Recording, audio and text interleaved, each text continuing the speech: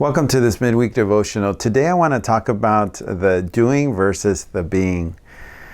So we live in a world where our value for the most part is put on the things that we do, say our jobs, the performance of our jobs and what we're doing there, or be it in school, the grades we get, the projects we complete, and on the list goes. There's a lot of things to do, a lot of things to accomplish, and sometimes we feel like there's not even enough time in the day to get done what we need to do.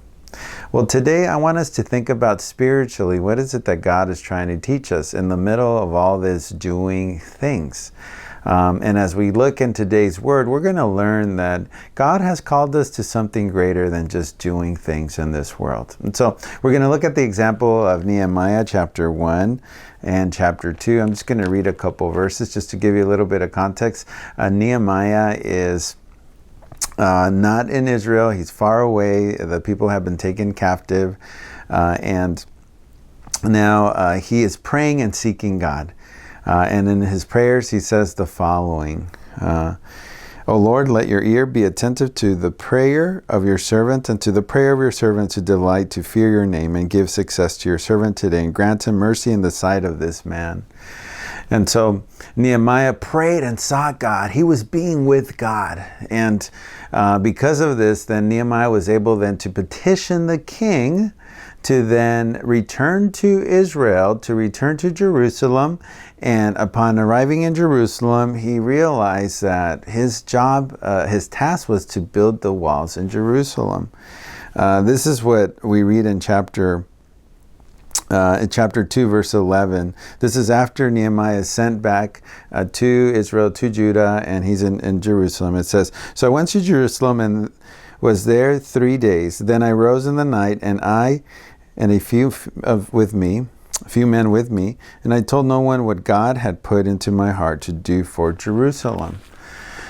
So it's obvious now for the rest of the book, Nehemiah is going to talk about what God has called him to do, which is to build the walls and to lead the people to do this. It's something that God placed in his heart.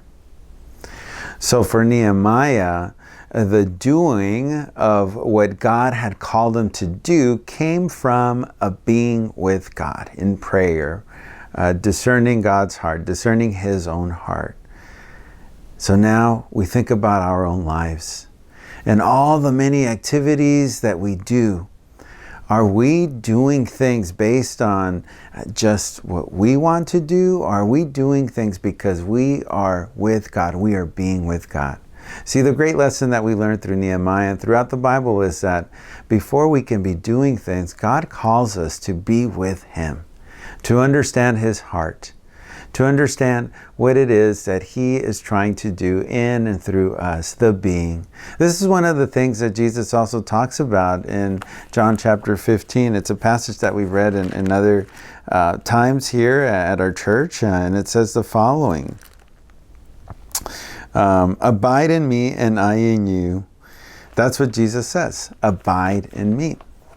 In other words, be with me, understand me. And the end result of being and abiding in the vine, which is Jesus Christ, is we will bear great fruit. The doing will come. So as we think about our own lives, as you think about your life, what are the things you feel God is calling you to do in this world? What are the dreams that God has placed in your life that you feel God wants you to complete and do, not only for his honor, but for your own well-being? Well, today, through these passages, I hope that you remember that first and foremost, you are called to be with God. Being comes first, then doing.